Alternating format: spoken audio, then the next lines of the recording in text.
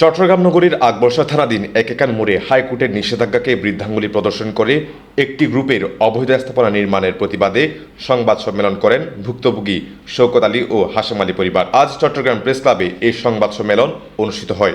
ভুক্তভোগীদের অভিযোগ, ভূমিদস্যু দিদারুল আলম জোরপূর্বক ওই জায়গায় স্থাপনা নির্মাণ করছে। ওই দিনই ওই জায়গাটা এখান মোড়ে ফকিরতলা নিবাসী আহমদুর রহমান সওদাগরের জায়গা, আর পিএস বলে উনি মালিক।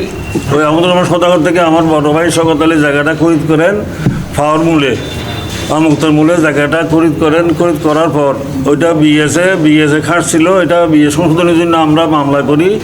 এখন এটা মামলা চলমান আছে অ্যাসিলেন্ট অফিসে, আবার ডিসি অফিসে আর কি। তারপরও তারা যেদিন ঘটনার দিন এসে দলবলসহ জায়গাটা দখল করলো। জায়গাটা আমার মানে বড় ভাইয়ের দখলে করে 18-20 বছর ছিল। ওইদিকে আমাদের মামলা সংশোধনের জন্য চলমান ছিল মামলা, কিন্তু তারা হঠাৎ এসে 1.5 মাস আগে এটা দখল করে নিল। আমরা আর তো তেমন কিছু করি নাই। এখন আমরা আইনকে শ্রদ্ধা করে এটা হাইকোর্টে আমরা হাইকোর্টে রিট দায়ের করি।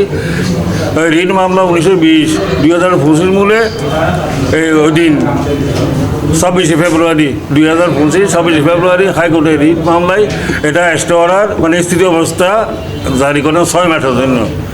এই 6 মাসের স্থিতি অবস্থা জারি করার পর আমরা ডিসি অফিসে যোগাযোগ করি। ডিসি অফিসে কপি দিয়েছি, বিভাগীয় কমিশনার অফিসে কপি দিয়েছি, অতিরিক্ত বিভাগীয় কমিশনার ওনাকে কপি দিয়েছি, অতিরিক্ত জেলা প্রশাসক রেভিনিউ ওনাকে দিয়েছি, অ্যাসিলিয়ানকে দিয়েছি, তারপরে ইয়াতে থানাকে দিয়েছি।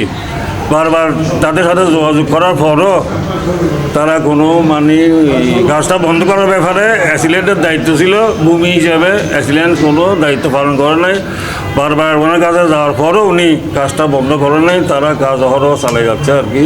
কাজ বন্ধের জন্য আমি ডিসি মহোদয়ের প্রতি মানে সবিনয় অনুরোধ, যাতে পরে কাজটা বন্ধ করে আইনগতভাবে আমাদেরকে জায়গাটা মুক্ত করে দেওয়ার জন্য ওনার প্রতি আবেদন জানাচ্ছি আর কি।